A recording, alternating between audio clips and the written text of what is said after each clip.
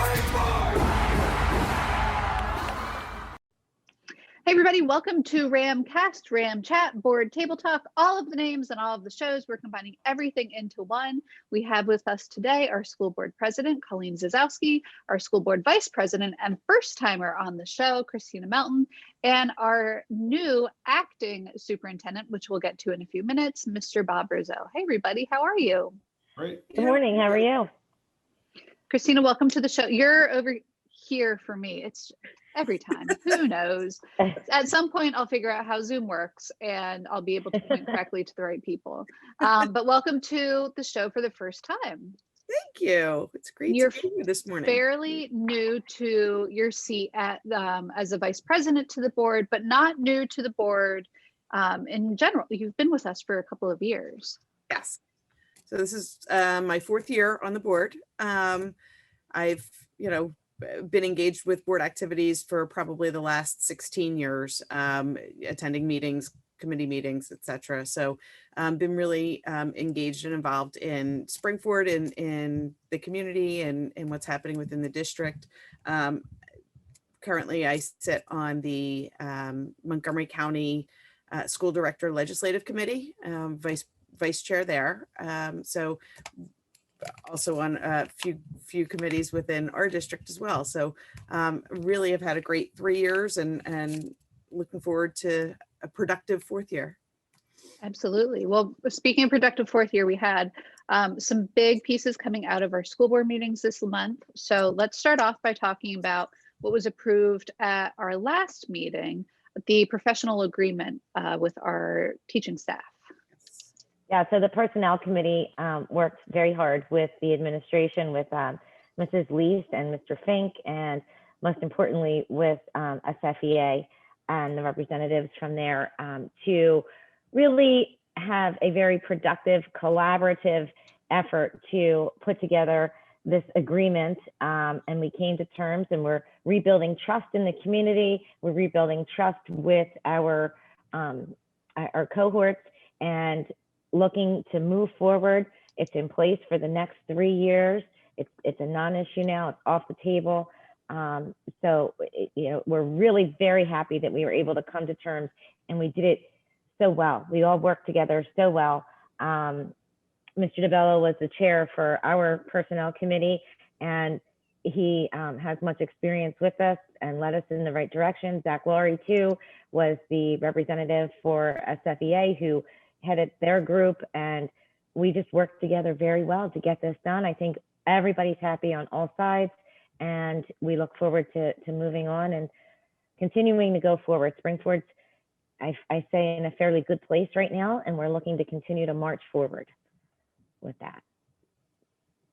Anytime we start to look at contract agreements, it's sort of a hold your breath and move forward situation. But from both sides, what I've heard from the board and from SFEA, it was just so peaceful and so calm and it was sort of calm waters and uneventful, which is so nice. Yeah, it was peaceful. There was a lot of camaraderie. There was even some jokes and some laughter and smiles and well wishes. I mean, there was no negative overtones whatsoever. And it was quick. I mean, we started our first early bird discussions were in November, and by the work session in February, we are done. We came to terms fairly quickly, and I'm very pleased with the outcome, and I feel privileged to be part of that process, working on that personnel committee to get this done and to move us forward. And we use the term early bird. Can you explain to maybe the people who aren't as familiar with the negotiation process, what does that mean when we say early bird agreement? So sure, they're basically informal negotiations. They're talks to see if we're headed on the same page, headed in the same direction, and if we can come to terms. There's a whole process for teacher negotiations.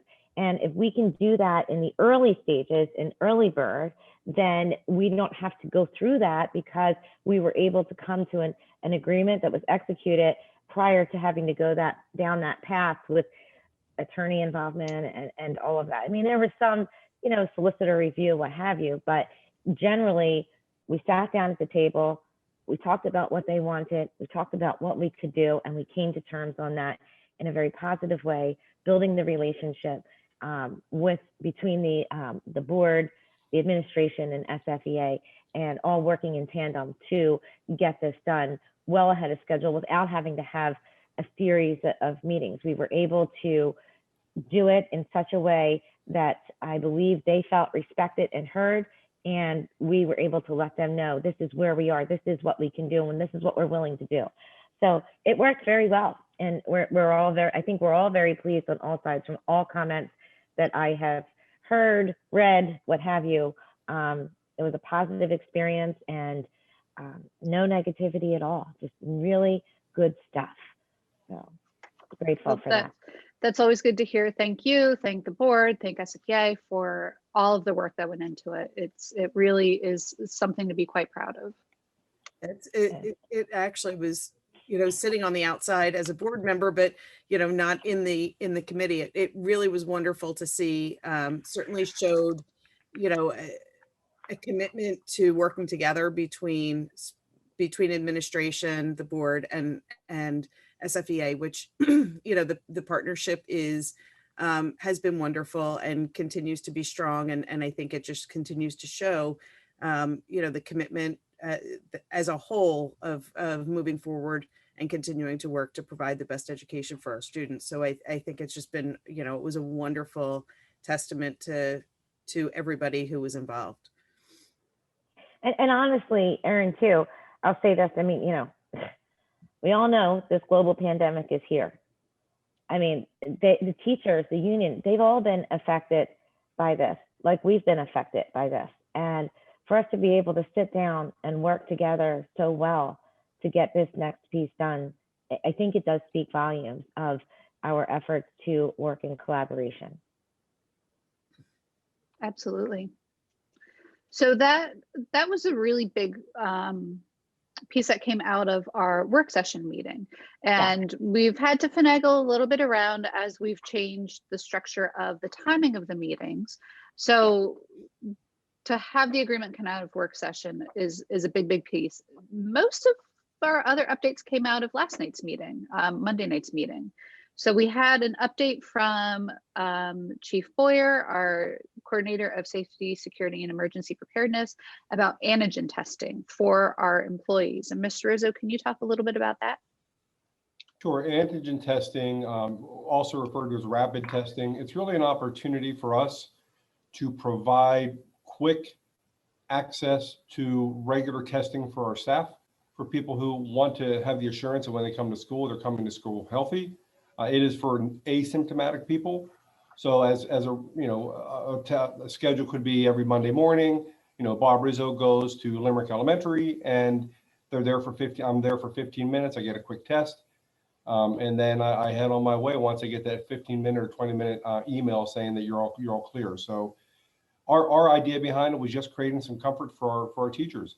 You know, it's such an interesting environment right now with the pandemic. And we want our teachers to have every opportunity to feel comfortable in the buildings. And this is just another layer that the board saw some vision in, and that we as an administration really wanted to push forward and create that. So again, we're not looking at any mandatory experiences right now. I don't believe in that, but I do believe in creating comfortable environments. And what you said there is really important, and we'll be sending information out to our staff today.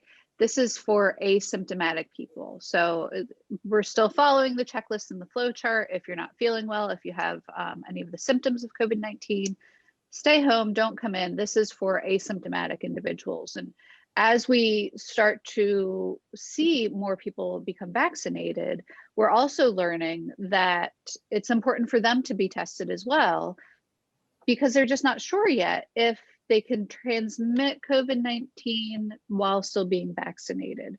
And going through the training that CHOP Policy Lab put out, that was a piece that they really drove home, to continue to be vigilant in testing, even though you've been vaccinated, you've received the vaccine. I think, you know, it's a great step forward. It's something, again, we've seen some of the other districts in Montgomery County, you know, starting this program, and it's been very successful. certainly it does provide a level of confidence and security for our staff, which is huge. But also for, our families to know that, our teachers are coming in, and when they come in, if they choose, and again, it is a choice, it's not a requirement, but certainly, a number of teachers will be tested, and there's a level of confidence that at least that's one other person who would not be transmitting. But, and I love the fact that we're willing to expand, the number of days and locations and all of that to be able to accommodate all the staff that are interested. And so that's a really important piece to make sure that every staff member who chooses to enter this program and to be tested on a weekly basis has the ability to do so. So, it's a win-win. And I just, appreciate immensely all the effort of administration to get this done. And, Mr. Rizzo and Erin, especially the two of you, I know you've been working hard, and certainly Chief Boyer as well. I just, the more that we can do for our staff, our students, and our community to provide another layer of Swiss cheese, if you will, I think the better off we are. So kudos and great job. Thank you. Yeah, and I think we would be remiss if we don't mention that we are in a partnership. It's a grant-funded project, and we are in a partnership with CHOP, as well as Montgomery County Office of Public Health. So I want to thank our partners for helping to bring that to fruition here as well. And I think it was Hatboro Horsham that you went out to visit. Is that right? So I'd like to send a shout out to them for thanking them for having you out there to see it in process, to see how it works, how it can be rolled out, how it can be facilitated, and what you can bring back to our school, our district by seeing what's happening there. So grateful for all of that. I know, I think it was, is it Upper Perk also that's doing some form like this? And I'm sure you've been in touch with them as well on this, just to gather that information, because again, we don't need to reinvent the wheel if it's already happening somewhere and somebody's rolling something out that's working. Let's bring it home. So I think that's what's happening with this, and very much appreciate that. What's interesting is we did go to Hatboro. We've talked to other school districts who have implemented the program, and we're not reinventing the wheel. We're just sort of maybe changing the thickness of the wheel.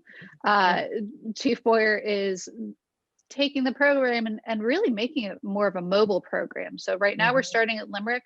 It's a drive-up process that he's come up with, and it's something that we could take on the move should there be another location, a second or a third site, or whatever it may be, to be able to expand that program. So it's the same wheel, just I don't know, a little bit different. It's adjusted. Shape. Retreads. It's adjusted. Yeah, new treaded wheel. Yeah, it's square. No, it's a square wheel. Square wheel. But yeah, I mean, it's really it's great, and I do think right now there's a little bit of a trend out there where the focus is more on the vaccination than it is on the testing. But the testing is so important too, to stop the spread. So if we can offer this opportunity to continue to address that, especially for the asymptomatic people, because they're asymptomatic. I mean, it could be any one of us, right? So having this in place can, offset some of that and reduce those numbers, I think, even further reduce the spread. So very appreciative that this has gotten going.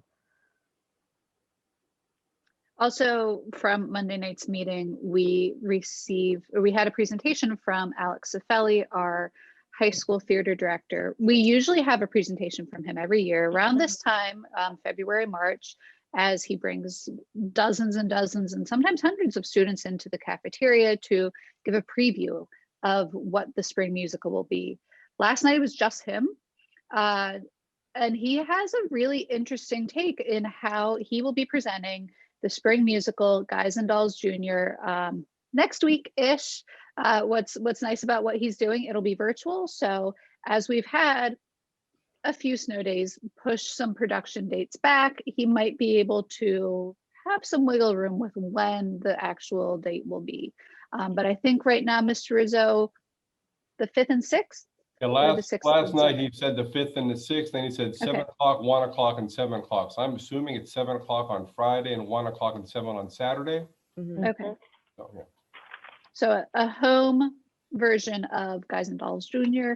and it's free as well, which is really nice this year because you can rent the production and watch it from home.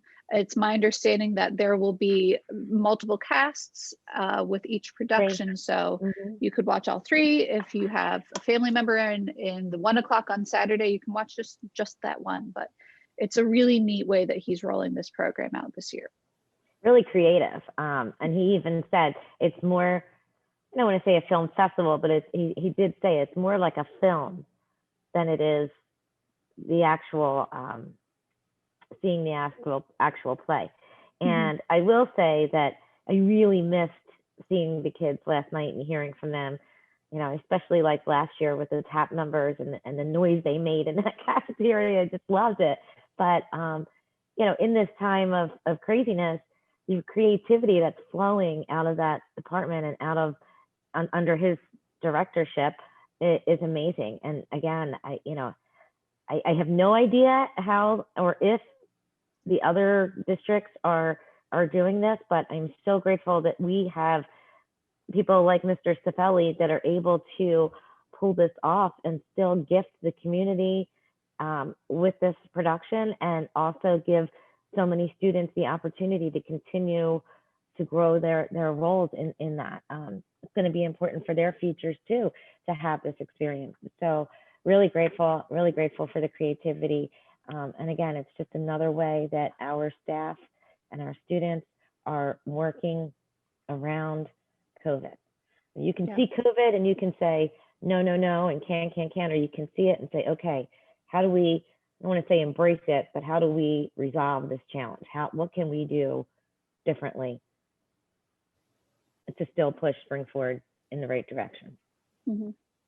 And not happen Amazing. again. It's been amazing, the ability for Mr. Cifelli and many of our staff across, you know, whether it's an English teacher or, you know, a phys ed teacher. I mean, the way that everybody has been able to think outside the box, be creative, come up with ways where they can continue to, you know, achieve their goals and provide opportunities for our students has just been outstanding. Last night's presentation was fabulous. The way in which, you know, kind of all 3 casts were simultaneously, you know, shown to us. It was a lot of fun, and each cast looked terrific, sounded wonderful, danced terrifically. I mean, it's going to be a phenomenal presentation. Smaller, of course, smaller casts, a little bit more spread out than maybe what we're used to seeing. As Mrs. Zasowski said, I certainly missed seeing all of the students live in the cafeteria last night. But anybody who's interested, Mr. Cifelli did share that registration will be on the website. And so folks can just register and for the event, select their time and live stream it. And it's just going to be different. And I hope we find a way that we'll be able to provide feedback to our students as well.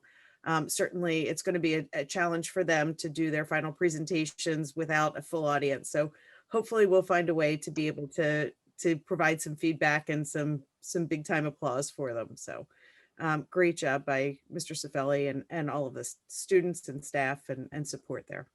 Yeah, and I don't want to, you know, I don't want to expound too much further on this. I would just simply say that it pretty much encapsulates our spring forward approach, and that's been, you know, when there's a roadblock, we find a detour, and that's what we've done a fantastic job. Our athletic departments have done that. Our you know, our academics have done that, and our arts, they've found a way. So I'm just so proud of our teams. So we, the 4 of us, did see the preview last night in person at the board meeting. Our viewers from home did not get to see that. So the process that we took this year, Andrew Rothermel, our manager of communications media and oversees everything RCTV, he's been working with Alex to record every day after school, the different portions and the different pieces. And he sent kind of a nervous, panicked text to me Sunday night saying, I've been thinking about the board meeting tomorrow. I think we have a problem. So with any sort of theater production, we have really specific agreements that we sign when we pay for the licenses. And one of the agreements that we signed was that we would not broadcast any portion of the production outside of the actual rental dates. So as Andrew was thinking about on Sunday night, the next day, and what was coming forward, he realized, wait, we might have some copyright issues with streaming this short preview on YouTube during the meeting. So as we talk about roadblocks and pivoting real fast, even as recently as Sunday night, with everything that we had set up and ready to go, just to make sure that we were following everything we agreed to, we weren't losing our feed for all of our people watching from home on YouTube. He real quickly jumped into a plan B. Maybe it was like plan C or D for him, because he's got quite a few plans up his sleeve with anything. But definitely with the whole production in general, and then even as close as just watching that preview, it's a lot of planning, a lot of changing, a lot of moving parts. But that's great that Andrew was aware of that ahead of time. In fact, I remember there were a couple years ago, there was an issue with copyright. We weren't allowed, we weren't allowed to say the name of the production in any recorded platform. Right, which made I remember difficult. that. It did make it difficult. It made it very difficult. His attention to detail then, and his continued attention to detail now, is just another example of an outstanding Springford staff member that we're very grateful to have with us. Just like Mr. Hunter, who was praised last night, and I would agree with all of that. So we're lucky we have some real valuable people, and I hope you all stay. I think we have somebody else, Erin, if you wanted to. Well, that's a good transition. I was going to say February 22nd is Bob Hunter Appreciation Day. I'm going to mark it down on my calendar. But February 22nd could also be Mr. Rizzo Acting Superintendent Appreciation Day, which is a mouthful. But yes, last night Monday night at the board meeting, Bob, you were appointed Acting Superintendent. As we all know, Dr. Gooden resigned from his position, retired from Pennsylvania Education, and moved down to North Carolina. Actually, he started his new job yesterday as superintendent of schools down there. So a lot of changes happening on the 22nd of February. But yes, congratulations, Bob. Yeah, thanks. So actually, the end of the day came, and Dr. Gooden actually called me to wish me luck and to tell me how his first day went. So I was glad to be able to keep that connection. I'm very excited about the opportunity. I think you've all hit the nail on the head. We have fantastic people here, and whenever I interviewed here, one of the things in my portfolio was, leaders surround themselves by high quality people, and that's what is here in every aspect, whether it's snow removal or musicals or whatever else, or communicating with people. We have high quality, amazing people here. There's been an investment in our students through the people that we hire to fill these positions. So I'm honored to be able to step into the seat and help out. You could have transitioned by going from acting to acting superintendent. That would have been another. Oh, that's a good one too. That's a good one too. That could have been. I like that. Let's go back and redo. We could cut and redo that. All right. I was just all cut up on Bob Hunter Day. Yeah. If it was Bob Hunter Day, I will say too, Bob. I think the thing that, or Mr. Rizzo, I think the thing that I'm happiest about is that I really feel like we've been moving at a good clip now. We're going in the right direction, and I think it's important to the community that they see who is the captain of the ship now. We're very appreciative to Dr. Gooden for his many years of service and for surrounding himself, like you said, with all of these people. Both you and Erin are on that list, and we're very grateful for you at Springford, and we want to keep moving forward. I know that in many ways, since Dr. Gooden had left, you were already doing a number of things in that role, and now it is official that you are our acting superintendent, and we look forward to you continuing to take us in that right direction. Yeah, thank you. I appreciate the confidence. We just went through a presidential election in an inauguration, and you hear a lot about the first 100 days, and And for me, you know, my first 100 days, or I don't know, maybe only 100 days, it depends because it's a temporary position, would just simply be, you know, right now we're finding our stride, Colleen. To your point, I think we found a stride. And, and for me, what that means is, you know, the next several months is reestablishing trust and reaffirming spring-forward excellence. You know, you know, we were reacting for so long to this thing that was completely out of our control. And I think now it's time to grab the, you know, to grab it, seize the moment, start moving forward with some purposeful planning in spring forward style. So I'm excited to be a part of that process because a lot's going to happen the next few months. It's going to really drive where we go, not only next year, but in the coming years. So it's a pretty exciting time, you know, coming through maybe some darkness, coming through some challenges to now where we're starting to see some light and we're starting to see where we can go, which is a great time. It is. Congratulations and thank you. Thank you for your service to us. Yeah. Because we found that path. We found our niche, I believe. We found our road, and we, instead of being maybe intimidated by what we don't know, right? There were no precedents for this pandemic. Instead of taking that, we're saying, okay, we see you, and this is what we're gonna do. We're gonna go this way. We're gonna still get there to that spring forward excellence, but we're gonna take this path instead. So very appreciative of everyone's efforts across the district and very happy to have you on as our acting superintendent. And we'll see where that goes. But thank you so much for that, and congratulations. Thanks. Yes. Welcome, congratulations, and good luck. Yeah. But again, you know, even in the last few weeks, you've really been, you know, doing a great job leading the district, certainly communicating with our families and our community through you know, your weekly video updates. And so I think it's really important, that connection to all of the stakeholder groups, you know, is just so important. And you have done such a great job with that. And we certainly appreciate that, you know, and we look forward to next steps. And I think, you know, the big thing is coming up next is really planning and starting to look forward to next year and what is that going to look like, and developing strategies and approaches and opportunities and options and all those great things for our families and communities. And I'm pretty sure I heard you say last night that we would have all of that ironed out by the end of the year, so the board had a little bit of break this summer. I think I heard that. It was worth his weight in gold when he said that. You know, and I did say that, and I absolutely meant that. I mean, we're in a position now where we can make some decisions, and we all, when I say we all, I mean our students, our parents, our community in general, certainly our school board, our administration, our teachers, our staff, we need some time because it felt like it was just one continual, it was a 2-year school year, you know, coming off of, you know, leaving what we all know and learning how to teach in this new way, and then planning for this school year, which we had no idea. There was so much about COVID that we didn't know, and mitigation efforts.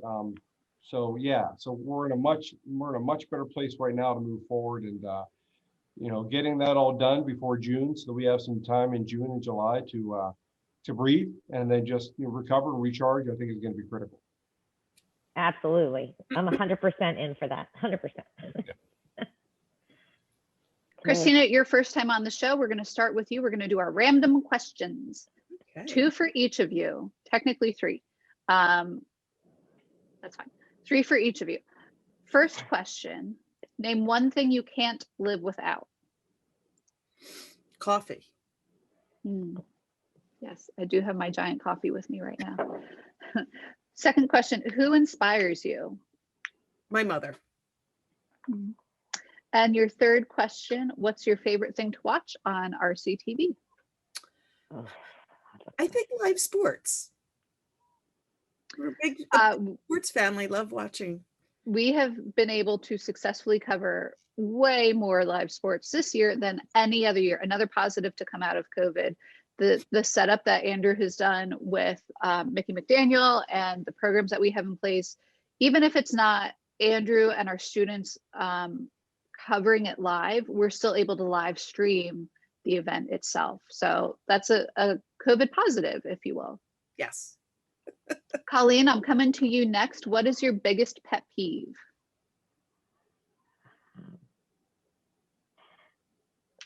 Can that be anywhere, or does it have to be, can it be anywhere? Yeah, I mean, pet peeve isn't a location. Okay, so people that wash their hands in my kitchen sink, use the pantry or the bathroom. That drives me absolutely batty. Okay, moving on. If you That weren't one. in real estate, what would you be doing? I'd be back in guidance counseling. I loved when I worked in that field, especially the college process. I still get an adrenaline rush going through that. A lot of people said to me, oh gosh, between work and the pandemic and school board this year, and then you had one that had to go through the college process. That was my saving grace. I love going through the college process, the financial aid process. It's an adrenaline rush for me. So that's what I would be doing. I'd be back in that field for sure. Well, and you have 4 kids, so you get to do it as many times as you want. The twins are sophomores. I get to do it double You get to do it again. So excited. So, yes. Colleen, what's your favorite thing to watch on RCTV? Well, you've answered this question so many times now. I know, and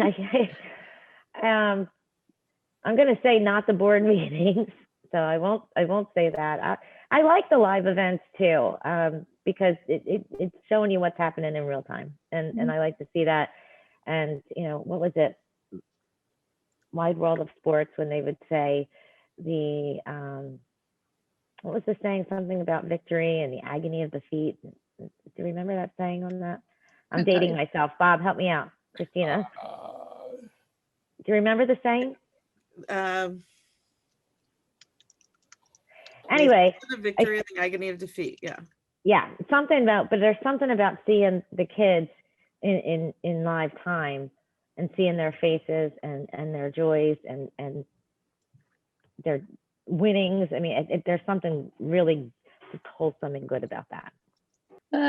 Mr. Rizzo, if you had a spirit animal, what would it be? Spirit animal. He got the easy questions this time. I could have answered that in one word.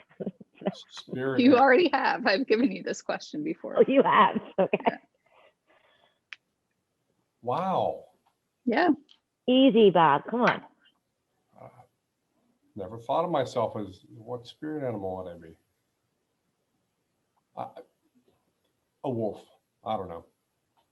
Oh. I don't know what that means though. I mean, I like wolves. What can I say? Spirit animal. You don't have to defend it. It's fine.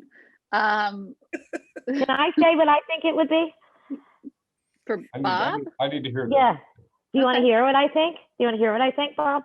I think a giraffe, because I think you have that long neck and that you can look over and look high at the direction and the goals where we need to go. That's very profound. Thank you. If you had one superpower, what would it be? Long neckness. Right. If I had one superpower,